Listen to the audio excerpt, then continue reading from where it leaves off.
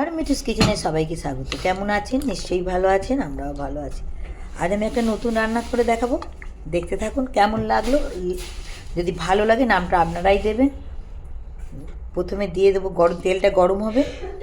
তেলটা গরম হয়ে গেছে, কিছু পেঁয়াজ, 20-25টা রসুন কুচো আর একটু 3 কুচি আদা, ছোটো 3 ইঞ্চি, 1 ইঞ্চির আদা 3 কুচো দিয়ে ভালো করে এটাকে ভাজা ভাজা করতে হবে। একটু নাড়াচাড়া করে দিয়ে দেবো একটু পেঁয়াজ, টমেটো আর দিয়ে দেবো কাঁচা লঙ্কা, শুকনো লঙ্কা মিক্সড করে। এই রান্নাটা একটু ঝাল ঝাল হবে। ভালো করে একটু ভেজে নেব।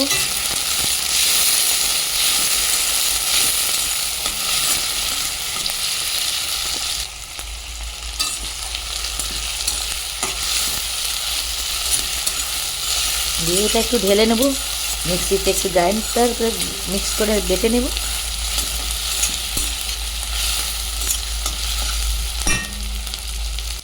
তার আগে একটু কালো সর্ষে দিয়ে দেব, একটু 1 চামচ পোস্ত দিয়ে দেব, মিক্সিতে একটু ঘুরিয়ে নেব। একটু ঘুরিয়ে নিয়েছি, এর ওপর এই মশলাটা দিয়ে দেবো, দিয়ে মিক্স করে এটা একটু এবার মিক্সিতে ঘুরিয়ে নেব বো করে। এবার ওই কড়াতে একটু তেল দিয়ে দেব, তেলটা গরম হবে। এবার এই মশলার সাথে একটু হলুদ দিয়ে দেব, একটুখানি গুঁড়ো লঙ্কা দিয়ে দেবো, কারণ এই রান্নাটা প্রচুর ঝাল হয়, তবু আমি অত ঝাল করব না।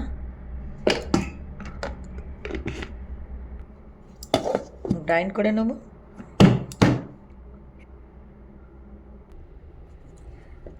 বান্নাটা বাটা হয়ে গেছে, এদিকে আমি এই চিংড়ি মাছটাতে একটু নুন মাখিয়ে নেব, দিয়ে যে মশলাটা করেছি সেই মশলাটা ঢেলে দেব, ভালো করে মাখিয়ে নেব। আর দিয়ে দেব সর্ষের তেল, কাঁচা সর্ষের তেল একটু।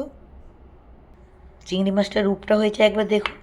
আর দিয়ে দেব কাঁচা তেল, সর্ষের তেল।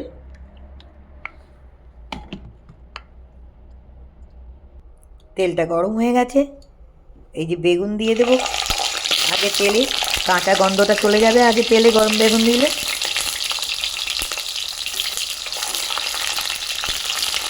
একটু দেব নুন ছড়িয়ে, কিছু পালং শাক দেবো গোটা গোটা,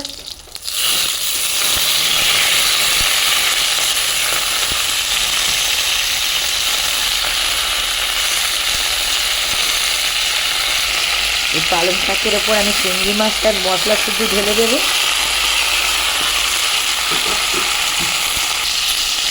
এবার তার উপরে আবার পালং শাক দেবো,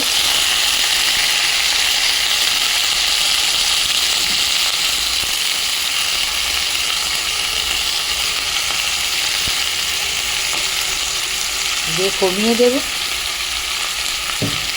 হালকা নুন ছড়িয়ে দেব। এবার চাপা দিয়ে দেব,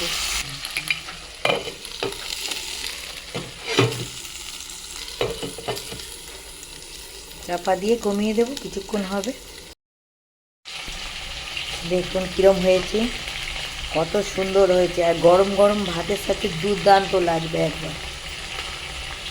চিংড়ি বেগুন পালং শাকের মিলবন্ধনে একটা অপরূপ সুন্দর খাবার। একবার ট্রাই করুন, দেখবেন অপূর্ব সুন্দর। আপনি যদি একটু মাংস দিয়ে 1 থালা ভাত খান, এই মাছটা দিয়েও আপনি 2 থালা ভাত খেয়ে নেবেন। একবার ট্রাই করে দেখবেন। হয়ে গেছে রেডি।